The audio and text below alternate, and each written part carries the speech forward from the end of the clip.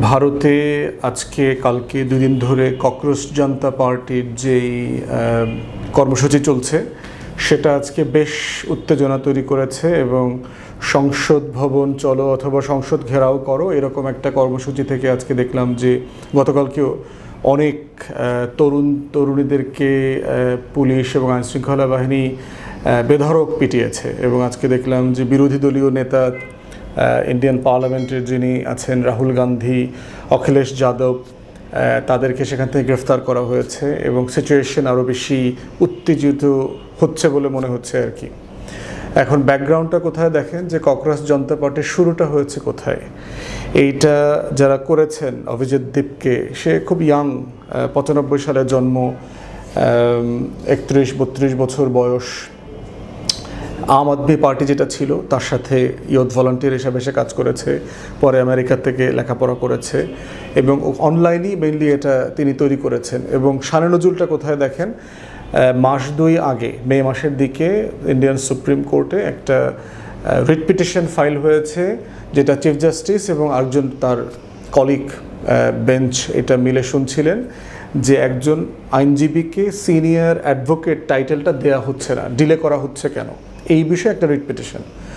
এবং সেটার যিনি লয়ার ছিলেন ওইটা তো খারিজ করে দিয়েছেই সুপ্রিম কোর্ট, সাথে কিছু কমেন্ট করেছেন। তার ভিতর একটা কমেন্ট হচ্ছে যে এই ধরনের অপ্রয়োজনীয় রিট পিটিশন কেন আসবে, এবং সেখানে জাজ বলেছেন যে যারা ফেক ডিগ্রি নিয়ে প্র্যাকটিস করতেছে, ল ডিগ্রি নিয়ে, তাদের লাইসেন্স বাতিল করা দরকার। এবং এই যে আননেসেসারি রিট পিটিশন ফাইল করে করে সরকারের এবং প্রতিষ্ঠানের জুডিশিয়ারির সময় নষ্ট করতেছে, সুনাম নষ্ট করতেছে, এই প্রসঙ্গে কথা বলতে বলতে তার ওই জাজমেন্টে একটা কথা ছিল যে এদের কামকাজ নাই, এরা বেকার, অযথা ঘুরে বেড়ায়, তাদেরকে সে 2টা শব্দ দিয়ে রিপ্রিমেন্ড করেছেন চিফ জাস্টিস। তার ভিতরে একটা হচ্ছে ককরোচ আর একটা হচ্ছে প্যারাসাইট। প্যারাসাইট মানে হচ্ছে, ভালো বাংলা তো জানি না, এটা হলো ভাইরাসের মতো, ব্যাকটেরিয়ার মতো পুরো শরীরে ঝেঁকে বসে আর কি, অক্টোপাসের মতো ধরে থাকে রাষ্ট্রকে, সমাজকে। তো এই যে পড়ালেখা করে না, বেকার, কিছু নাই, এই ধরনের জনগোষ্ঠীকে তেলাপোকা, প্যারাসাইট বলবার কারণে এই তরুণরা প্রচণ্ড ক্ষেপে ওঠে। এবং এটার সাথে যেটা যোগ হয়েছে সেটা হচ্ছে ভারতে একের পর এক যে বিভিন্ন অ্যাডমিশন টেস্ট আছে, মেডিকেল এক্সামিনেশন আছে, এগুলোতে যে প্রচুর অনিয়ম হচ্ছে এবং প্রশ্নপত্র ফাঁস হচ্ছে, যেগুলো আমাদের সোনার বাংলায় আওয়ামী লীগের আমলে আমরা প্রচুর দেখেছি। তো সেটাকে প্রশ্ন করা, পার্টিকুলারলি নিট এক্সাম বলে, মেডিকেল টেস্টের এক্সামিনেশন এবং আপনার প্রশ্নপত্র ফাঁস হওয়ার কারণে যেটা হয়েছে, নতুন প্রশ্নপত্র দিয়ে আবার পরীক্ষা দেওয়া হয়েছে, এই পরীক্ষার প্রশ্নপত্র ফাঁস হয়েছে, অনেক স্টুডেন্টরা আত্মহত্যা করেছে, রেজাল্ট ভালো হয় নাই, চান্স পায় নাই, মেরিটে আসে নাই, এগুলোকে দিয়ে। তো এই 2টা জিনিস মেইনলি এইটাকে ট্রিগার করেছে মে মাসে। তখন তারা একটা ফেসবুকে গ্রুপ করে তারা এই আন্দোলনটা করে এবং তাদের যে মোটোগুলো দেখবেন, তারা নিজেরাই বলতেছে যে এটা হচ্ছে বেকার এবং অলসদের প্ল্যাটফর্ম, যাদের আসলে কোনো কাজ নাই, তারা চিন্তায় গণতান্ত্রিক কিন্তু লেজি বলতেছে, আবার সমাজতান্ত্রিক চিন্তায় আর কি, সোশ্যাল, সামাজিক, এইরকম। তো ফান, স্যাটায়ার মিলে সব কিছু সিরিয়াস একটা ব্যাপার আছে। এবং তারা দেখলাম গত কয়েকদিন আগে 5 দফা দাবি দিয়েছে। তার ভিতরে একটা হচ্ছে পার্টিকুলারলি গুরুত্বপূর্ণ, সেটা হচ্ছে যে সোনাম ওয়াংচুক, যিনি ভারতের একজন ইঞ্জিনিয়ার এবং শিক্ষাবিদ, খুবই প্রমিনেন্ট। 3 ইডিয়টস আমির খানের যে একটা মুভি ছিল, এই মুভিতে ওনাকে ইম্পারসোনেটও করা হয়েছে। তো সেই বাস্তবতায় এই আন্দোলনটা চলছে, এটার পক্ষে অনেকেই কর্মসূচি দিচ্ছে, তারপরে ধর্মঘট অবস্থান কর্মসূচি পালন করতেছে, অনেকে স্ট্রাইক করতেছে।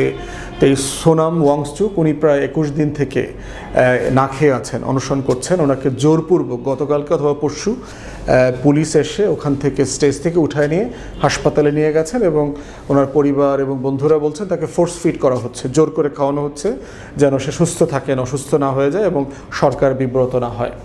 এখন এই বাস্তবতায় দেখেন যে আসলে ইস্যুটা কী, এবং দেখেন কত কাছাকাছি আমাদের তরুণরা 24-এ যে গণঅভ্যুত্থান করেছে, জেনজি প্রজন্ম, যারা সিম্পলি একটা ফেয়ার কান্ট্রি চায়, একটা সরকার চায় যেই সরকার তাদের কথা বলবে। আদর্শ, ইতিহাস, অতীত, ঘাটাঘাটি, মানে যেগুলো জীবন সংশ্লিষ্ট না, বাড়াবাড়ি লেভেলে নিয়ে গিয়েছিল আওয়ামী লীগের সময় দেখেছেন। ঠিক একই ধরনের হচ্ছে বিজেপির হিন্দুত্ববাদী ফ্যাসিবাদ, যে অপ্রয়োজনে ধর্ম নিয়ে আসবে, কোনো প্রয়োজন নাই, সব মসজিদের নিচে একটা করে পুরাতন মন্দির খুঁজে বার করবে, না হলে হচ্ছে তাদের যে দেবদেবিতা তাদের জন্মস্থান খুঁজে বাইর করবে, এরপরে মসজিদ ভাঙা দিবে, গির্জা ভাঙা দিবে, হাজার হাজার লক্ষ লক্ষ মানুষকে নাজেহাল করবে, এবং এটা করে যেটা হচ্ছে আসল সমস্যা থেকে জাতিকে সাইডলাইন করে দিচ্ছে, পাশে ফেলে দিচ্ছে, যেটা আওয়ামী লীগের আমলে আমরা দেখেছি, যে কোনো ফ্যাসিবাদী শাসন ব্যবস্থার যে কাঠামোগত বৈশিষ্ট্য সেটা আর কি। তো একই রকম সিচুয়েশন আমরা দেখতে পেলাম যে দিল্লিতে যেটা হচ্ছে, আমরা এই তরুণদের কষ্টের সাথে, আন্দোলনের সাথে আমরা সহমর্মী। আমরা বোধ করছি যে এই আন্দোলন, এই প্রসেসের মধ্য দিয়েই আমাদের বাংলাদেশের তরুণরা বারবার নিজেরাও আন্দোলন করেছে, এবং আজকেও দেখলাম যে ভারতে আন্দোলনের যে কর্মসূচিগুলো দিচ্ছে সেখানে তারা প্রচুর নেপাল এবং বাংলাদেশকে রেফার করছে, কারণ জেনজি মুভমেন্টের ব্যাপারে বাংলাদেশ তো গোল্ড মেডেলিস্ট, সে চ্যাম্পিয়ন এবং সে হচ্ছে এটার নিক্তি। অতএব সেই জায়গা থেকে আমরা বোধ করছি যে ককরোচ জনতা পার্টি যে নামে যে ব্যানারে আসুক, এটাই হচ্ছে আসলে জনগণের অধিকার আদায়ের আন্দোলন, এর বাইরে আসলে কোনো বাস্তবতা নাই। তাই ভারতবর্ষের তরুণদেরকে আমরা বলছি যে আমরা এই তরুণদের সাথে সহমর্মী, তাদের যে কোনো গণতান্ত্রিক অধিকারের লড়াইতে আমরা সহমর্মী। আমরা চাই যে আন্দোলন বাংলাদেশের তরুণরা করে সফল করেছে তারাও সফল হবে, এবং ভারতবর্ষে গণতন্ত্রের যে ইতিহাস আছে, লড়াই আছে, সেটা শত বছরের এই ট্র্যাজেক্টরি থেকে, এই যে ইতিহাস আছে, এই ইতিহাসের একটা নতুন পালাবদল এখানেও হবে। এবং সেই জায়গায় আমরা বোধ করছি প্রতিবেশী রাষ্ট্রে এই ধরনের অধিকার ভিত্তিক আন্দোলন যদি তৈরি করা যায়, যে আন্দোলনে আসলে পুরো রাষ্ট্র বেনিফিটেড হবে এবং জনগোষ্ঠী বেনিফিটেড হবে, পার্টিকুলারলি এই যে বিশাল জনগোষ্ঠী, প্রতি বছর কয়েক কোটি তরুণরা ভারতের জব মার্কেটে আসতেছে, কাজ নাই, বেকার, লেখাপড়া নাই, আমাদের বেকারত্বের সমস্যা আমাদের মতোই, কোনো স্কিল নাই, ভেরি লো স্কিল জব করতেছে, এরপরে অপরচুনিটি কম। সেখানে রাষ্ট্র ব্যস্ত হচ্ছে কে হিন্দু কে মুসলমান, কে খ্রিস্টান, কে আদিবাসী, কে পাহাড়ি, কে নিম্ন জাতের, নমশূদ্র, অচ্ছুত, এদেরকে আইসোলেট করা, সেই পুরাতন আমলের বিভক্তির সমাজ তৈরি করা। অতএব সেই জায়গা থেকে দেখলাম যে অভিজিৎ দীপকে এবং তার যে ককরোচ জনতা পার্টি যারা সংগঠক আছে, তারা সবাই কিন্তু একই কথা বলছে যে ধর্ম বর্ণ এখানে কোনো আলোচনার বিষয় না, কোনো জাতপাত চলবে না, কোনো হিন্দু মুসলমানের বিভক্তি চলবে না। আমরা চাই একটা গণতান্ত্রিক অধিকার ভিত্তিক রাষ্ট্র সমাজ, এবং এই লড়াইতে আমরা বোধ করছি জুলাইয়ের পক্ষের যারা শক্তি আছি, গণ অভ্যুত্থানের পক্ষী, ফ্যাসিবাদ বিরোধী আন্দোলনে যারা আমরা সহমর্মী ছিলাম, আমরা সবাই এই আন্দোলনের প্রতি সহমর্মী। তাদেরকে আমরা সাধুবাদ জানাই, তাদের আন্দোলন তারা তাদের মতো চালিয়ে নিয়ে যাবে। ঠিক একইভাবে বিজেপির ফ্যাসিবাদ যে আসলে জনগণ এবং তরুণদের কাছে গ্রহণযোগ্য হচ্ছে না, তার একটা বড় প্রমাণ হচ্ছে এই লড়াই।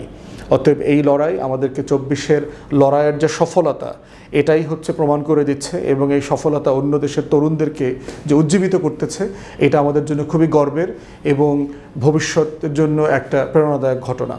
সবাই ভালো থাকবেন, ধন্যবাদ।